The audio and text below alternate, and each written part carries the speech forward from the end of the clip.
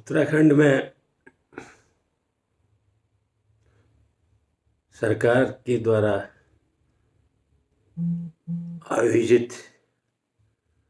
परीक्षाओं में प्रश्न पत्र लीक होना थम नहीं रहा है। यूके SSSC का घोटाला अभी लोग भूल भी नहीं पाए थे, लेकिन अभी जो मामला प्रकाश में आया है उसने इस राज्य के लोगों के और विशेषकर जो अपनी रोजगार की तलाश में हजारों लाखों नौजवान परीक्षा की तैयारी कर रहे थे,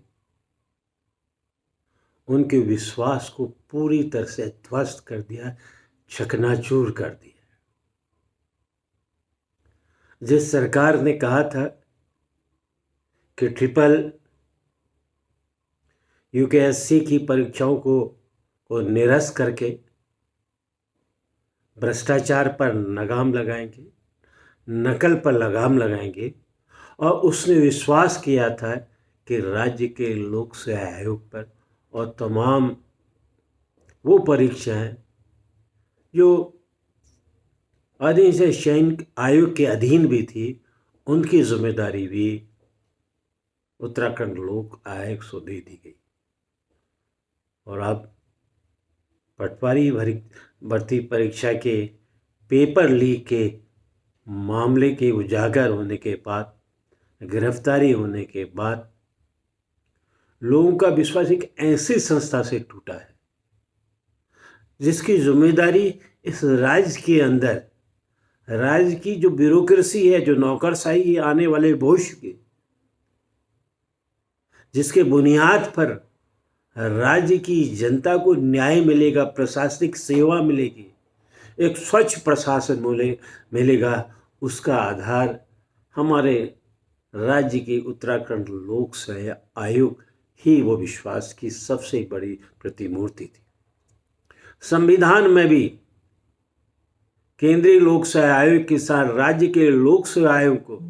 किसी भी तरह के राजनीतिक दबाव से वो मुक्त रहे, इसलिए उसके अध्यक्ष से उसके सदस्यों की सर्विस की गारंटी भी संवैधानिक रूप से सुरक्षित होती है। और इसीलिए उनके चयन में जो संवैधानिक प्रक्रिया है, जो उन पर विश्वास व्यक्त किया था कि इन्होंने राज्य के अंदर होने वाले समय, आने वाले समय में उन तमाम अधिकारियों का चयन करना है जो अपने चयन के बाद राज्य में एक सक्षम प्रशासन की, एक पारदर्शी प्रशासन की, एक भ्रष्टाचार रहित प्रशासन की नींव रखेंगे। आज लोगों का विश्वास वहां से टूटा है। अब कहाँ जाएगी राज्य के नौजवान? ये बड़ा मूलभूत प्रश्न हो चुका है। राज्य की सरकार तमाम अपनी घोषणाओं के बाद अब इस प्रदेश के राज्य के निवासियों को, विशेषकर उन नौजवानों को कैसे विश्वास दिलाएगी कि उनकी परीक्षाएं भ्रष्टाचार रहित है, उसमें किसी तरह का कोई हस्तक्षेप नहीं है, कोई दबाव नहीं है, वो मेरिट के आधार पर चुने जाएंगे, वो अपनी योग्यता के आधार पर चुने जाएंगे, वो अपनी मेहनत के आधार पर चुने जाएंगे। और सबसे बड़ी, राज्य की जनता को विश्वास कहाँ से दिला पाएगी कि जो नौजवान राज्य की प्रशासनिक सेवाओं में आ रहे हैं, जिनके ऊपर सामान्य प्रशासन से लेकर कानून और व्यवस्था से लेकर तमाम तरह की विकास की योजनाएं को लागू करने की जिम्मेदारी है, वो निरे ईमानदार लोग हैं, अपनी मेहनत से आए हैं, किसी भी तरह का सरकारी हस्तक्षेप प्रभाव का इस्तेमाल नहीं हुआ।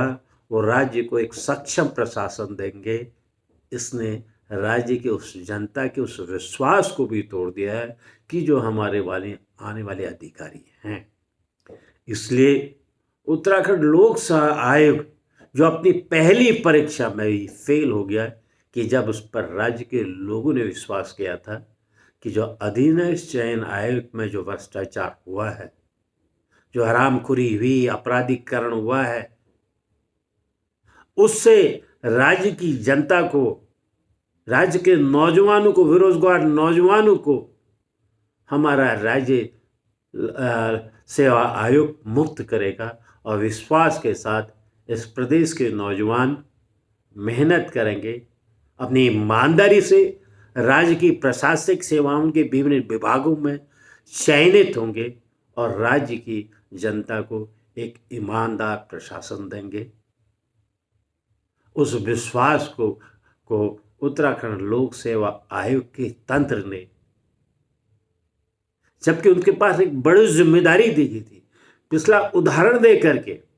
पिछले भ्रष्टाचार के मामले उजागर होने के बाद राज्य की सरकार ने उन पर विश्वास व्यक्त किया। मुझे लगता है ये कमी वहां से नहीं है, हमारे तंत्र के अंदर, राज्य के अंदर एक संगठित गिरोह है जिसमें राजनेताओं, सरकार में बैठे हुए राजनेताओं का, प्रशासन के उच्च पदों पर बैठे प्रशासनिक अधिकारियों का,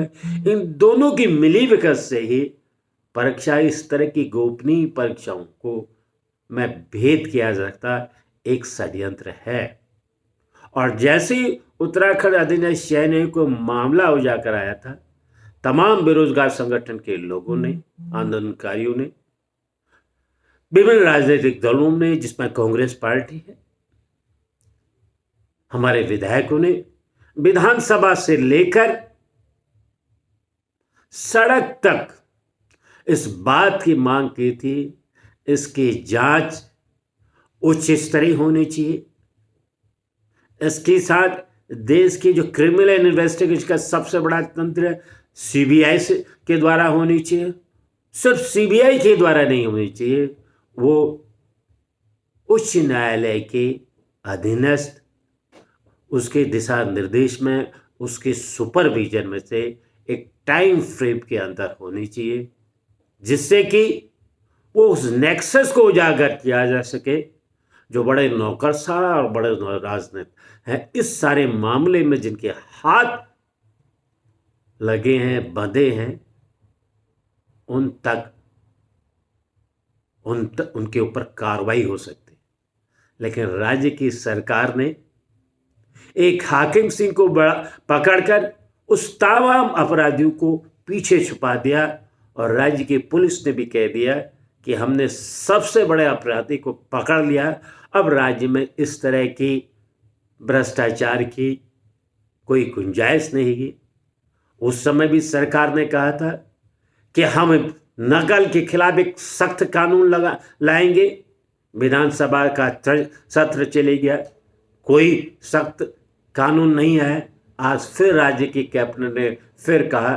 कि हम नया कानून बना करके एक ऐसा कानून बनाएंगे जिससे कि उनको आजीवन कारावास हो सके। प्रश्न है, इतने बड़े अधीनस्थ चयन के घोटाले के बावजूद भी अभी तक असली अपराधियों के तक कानून के हाथ नहीं पहुंचे। क्या एक परीक्षा के अंदर कोई गार्ड, कोई छोटा कर्मचारी जो सब कुछ गोपनीय है, क्या उनकी इतनी हिम्मत हो सकती है? क्या इतनी पहुंच हो सकती है? क्या इतनी ताकत हो सकती है कि उन परीक्षा पत्र को लीक करके एक संगठित गिरोह के माध्यम से लोगों तक पहुंच सके? उस पुराने अपराध के जितने भी दरवाजे खुले थे, जो जो चीजें बाहर आई थी,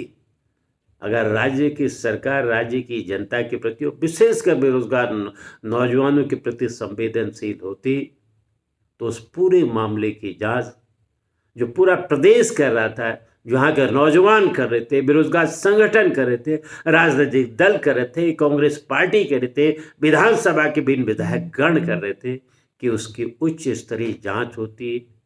सीबीआई के द्वारा जांच होती, हाईकोर्ट की मॉनिटरिंग में होती, तो आज उसका खुश रिजल्ट होता। सरकार ने उन अपराधियों को लगता है कि बचाने के लिए एकदम घोषणा कर दी, हमने तमाम मास्टरमाइंड को गिरफ्तार कर लिया है, अधिनय चयन आयोग की तमाम उन परीक्षाओं को उत्तराखंड लोक सेवा आयोग के सपुर्द कर दिया है। और आज नतीजा हम देख रहे हैं कि अब लोगों का विश्वास, जो हमारे राज्य की सबसे बड़ी सर्वोच्च संस्था थी, जो राज्य के प्रशासनिक अधिकारी को सिलेक्शन करती थी, चुनाव करती थी, जहां पर बेरोजगार युवकों का भी विश्वास था, राज्य की जनता का विश्वास था कि एक ईमानदार प्रशासनिक अधिकारी हमारे राज्य के द्वारा, हमारे लोक सेवा आयोग के द्वारा चुने जा रहे हैं, ये ईमानदारी से राजकाज करेंगे। आज उस संपूर्ण विश्वास को उत्तराखंड की भाजपा सरकार ने अपनी नाकामियों के कारण पूरी तरह से ध्वस्त कर दिया है। इसलिए ये मामला बहुत ही गंभीर हो गया। अब आप किस तंत्र के पास जाएंगे? तो मैं समझता हूं अभी भी समय है कि राज्य की सरकार इस पूरे प्रकरण की जांच फिर सीबीआई को सौंपे। सिर्फ सीबीआई को ही नहीं, उच्च न्यायालय के चीफ जस्टिस जी से अनुरोध करके एक सीटिंग हाईकोर्ट जज की दिशा निर्देश में, मॉनिटरिंग में इस पूरे पिछले मामलों सहित इस मामले की जांच की जाए और उन बड़े लोगों तक हाथ पड़े कि आखिर नौकरशाही में कौन बड़ा तंत्र है, राजनीतिक नेतृत्व में सरकार के अंदर कौन वो बड़े लोग हैं जो इस भ्रष्टाचार को पनपा रहे हैं, संरक्षण दे रहे हैं। ये समाज का सबसे ज़्यादा संगठित घृणित अपराध है। इसको टूटना चाहिए और इसके लिए बिना उच्च स्तरीय जांच के